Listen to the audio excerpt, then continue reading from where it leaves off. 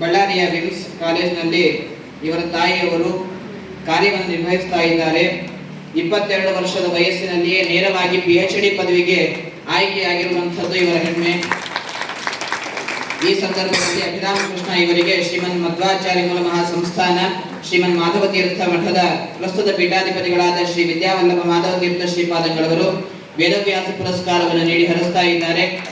ತಾವೆಲ್ಲರೂ ಕೂಡ ಜೋರಾದ ಚಪ್ಪಾಳೆಗಳ ಮುಖಾಂತರವಾಗಿ ಅಭಿನಂದಿಸಬೇಕು.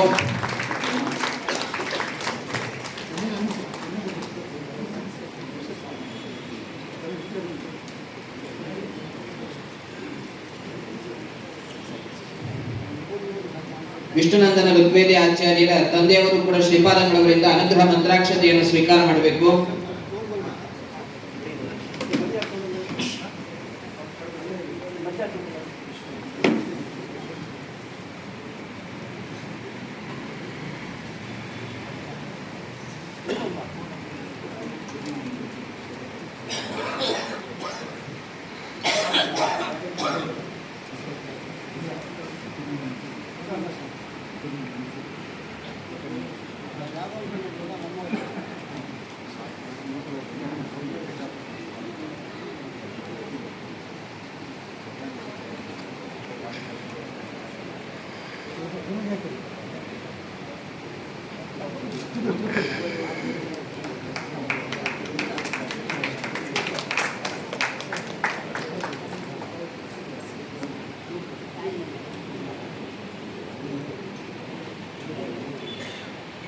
ಮುಂದೆ ಶ್ರೀ ಮಧ್ವವಿಜಯ ಪ್ರಶಸ್ತಿ ಪ್ರದಾನ ಕಾರ್ಯಕ್ರಮ